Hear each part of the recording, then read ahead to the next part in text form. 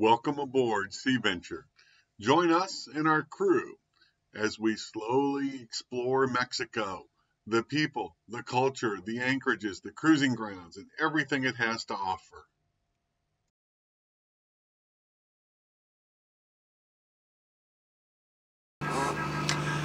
All right, I'll do a quick check-in. It is redo. It's a little after 9, time for a check-in. We finally made a course change, and now we're heading toward the east side of Cedros Island. Jim is downstairs doing an engine room check and taking care of that. And then we're going to turn the helm over to him, and I'm going to take a short break. But as usual, it is dark outside and not much going on. But you can see here we made the course change from several hours going this direction to, whoops, heading north. It is a little bit lumpier, I'm sorry, heading south. It's a little bit lumpier, this leg, and it'll last for about 4.5 or 5 hours. Can I show you a view of the seas at night?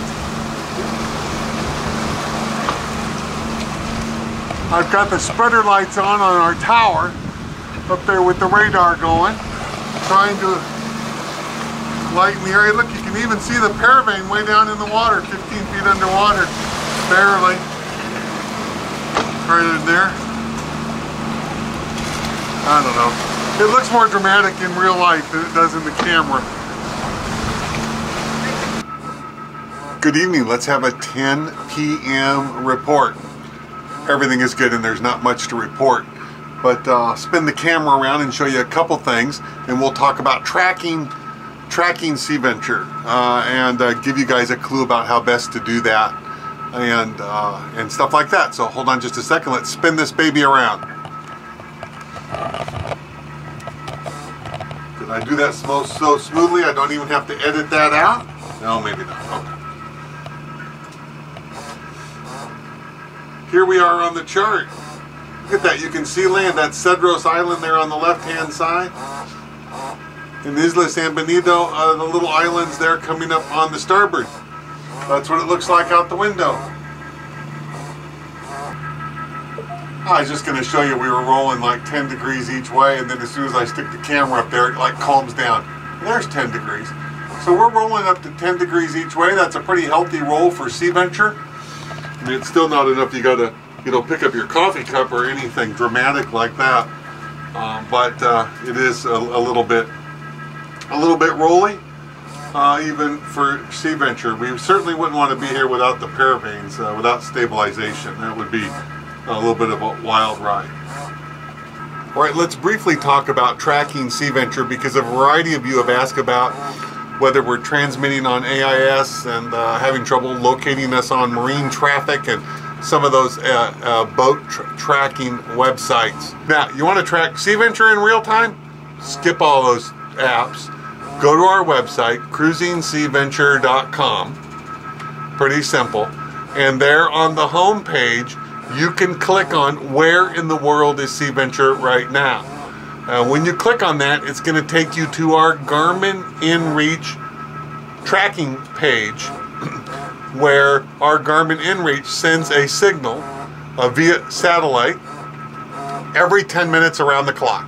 And it tells you precisely where Sea Venture is in real time, our current speed and course, and all those kind of things. And I leave it on continuously. So you can take a look at that Garmin tracking page, again, at our website, cruisingseaventure.com. All right, let's just hang out for a while. We're going to be on this course for a few hours and keep going, and looking forward to our anchoring tomorrow morning in Bahia Tortuga. Well, how about a midnight report? Still dark. We are between Cedros Islands, just off the island here, working our way around to Bahia Tortuga. It is 53 nautical miles away, and we should be there around 8 a.m. That's at least the current plan. Good morning. It's about 2:45 and we're continuing obviously on our journey. We're coming down to the home stretch, so that's pretty nice. I'm pretty darn tired tonight. I got a few hours earlier and came on watch at about noon, so it's been 2.5 hours, and I'm feeling it tonight. I'm not quite as alert as I was yesterday and just a little queasy. So yeah, just making things work with that. We are coming along pretty good. Obviously it's dark out. Here's our chart. We have 35 miles left to go of our 282 mile journey, and yeah, looks like we'll get there between around 8 or 9 o'clock tomorrow morning. Speed's been okay. The wind has picked up. Let's see if I can zoom. I'm not sure if that's focused. 14, 15, 16 knots. I've seen 18. It's which makes for a pretty lumpy day. Good morning. Time for the 4 a.m. report. Rosie and I have swapped jobs. I'm in the pilot house and she's relaxing on the couch, sleeping in the salon. When we do a nap on passage or sleep on passage, if it's calm, we go into our bed downstairs. If it's a little lumpier, then the salon couch has less movement, so that's where we are. And it's definitely not smooth as we're cruising now. So we continue to move along. It's running now between 20 and 25 knots of sustained winds on the stern, and that's looking at the predict wind models. All of them are showing that for this area right now. And so I tried to film it out the door, but you can't see anything. But I can see if I open the top half of the door over here and look out, I can see lots of white caps going with us. And the top's being blown off the white cap. So you know it's pretty feisty out there right now, plus the ocean swell. Look like a 2 or 3 foot wind chop going. And even though we're going with the wind, we slowed up to 5 knots. So it tells me that we're probably actually going into some current as well that would be opposing the wind. So that's making for, you know, little bit of a bumpy ride, but still awfully comfortable. Roll is almost always staying within 10 degrees, popping slightly over a little bit. And it just reminds me, you know, it's in these kind of conditions I think that Sea Venture really just thrives. She just does a great job of taking care of us as long as we take care of her. And I think she shows her true colors in this kind of conditions versus calm water. But otherwise, we're just cruising along, still targeting Bahia Tortuga in about 5 hours or 6 hours, 8 a.m., 9 a.m., something like that. And yeah, so all looking good here.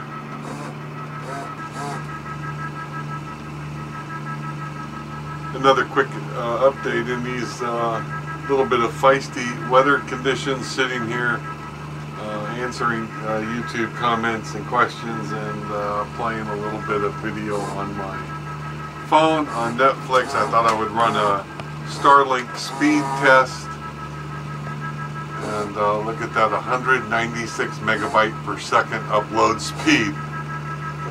Holy cow.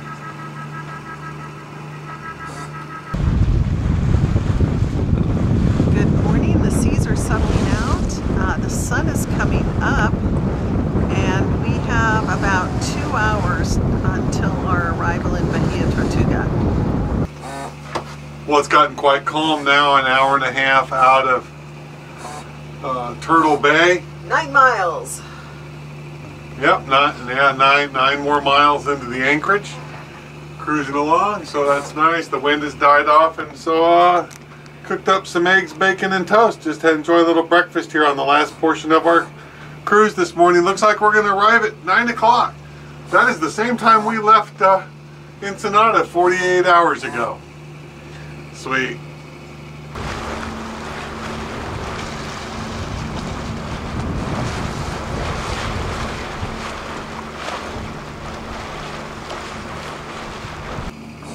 We're about 30 minutes out now from rounding the southern point of Turtle Bay and heading into the bay. So this is the point that we would review the plan, make sure everybody's on board's on the same page as to what we plan to do when we get there.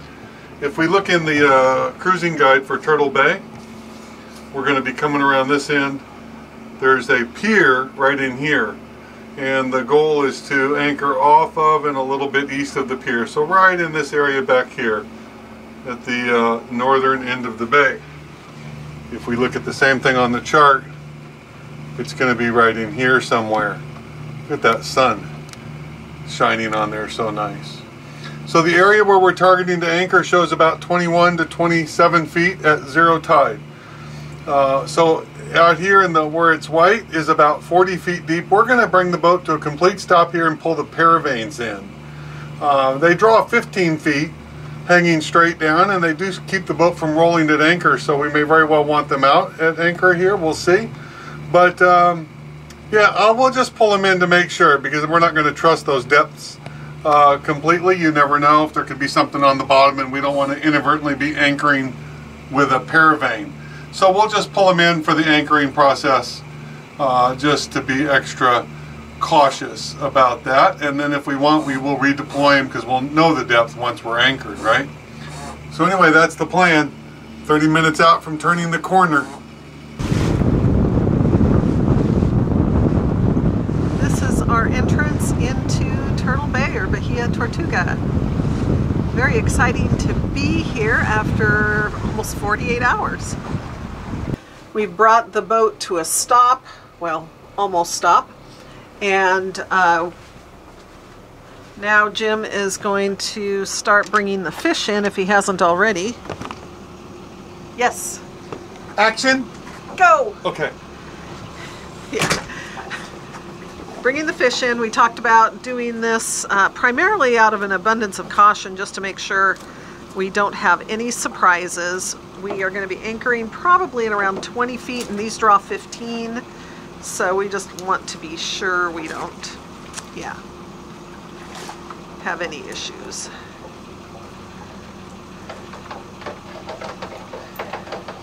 Then if we decide it's too roly-poly, we can always put them back in the water again.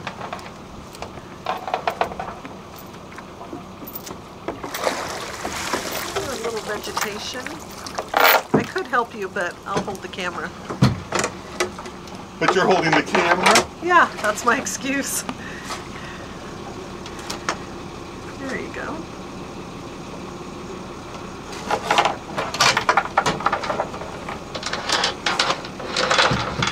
We got this great little holders to put these guys in, so works like a champ.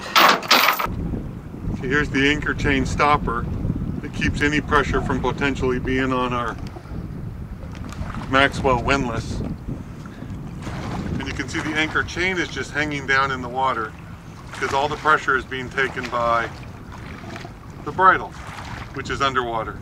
If it blows really hard, that can come all the way up. You can see it's angled forward now. It's got the chain. So the point it's pulling from right now is actually about 2 or 3 feet underwater. And if I were to reach down and pull on this rope will feel like a steel rod right now, because that's what's holding the boat, is all the pressures on that bridle well down below the water line. Significantly increases the scope. That's the amount of chain versus the depth that the chain is pulling from on the boat. So anyway, there's that setup in the water now. We're coming to you from the flybridge of Sea Venture, anchored in Bahia Tortuga. Woo! We did it! We're very excited. It feels like a huge accomplishment to get here, and it was actually just fine. Yeah, it was good to get to Ensenada, but remember, for us, being in a marina is like living in a parking lot, frankly. It really has that feel. So to us, it's all about the anchoring and being out here. Yeah. And so this just feels really special to finally be anchored in Mexico, surrounded by the desert. It's just beautiful around here. You know, there's no ice forming around the boat. You can see a long distance. It's so different than Alaska, and that was our passion. Was to we love cruising Alaska, but the passion was to get to go do something different. And here we are, and so we feel really good about at least we got here. And now we can take our time and do more of the Baja Coast. Exactly. But for now, a toast to our accomplishments. Woohoo!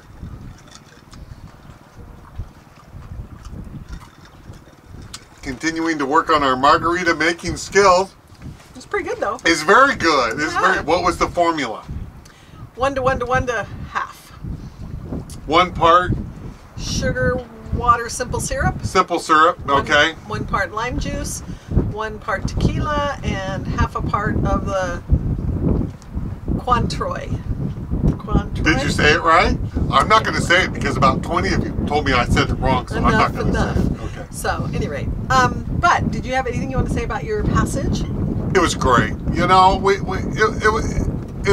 was pushing into the swells right out of the gate, out of the marina, and that's a little uncomfortable. You know, in Washington, you get to go do lots of cruising before you get in the ocean. It's here you have to be ready.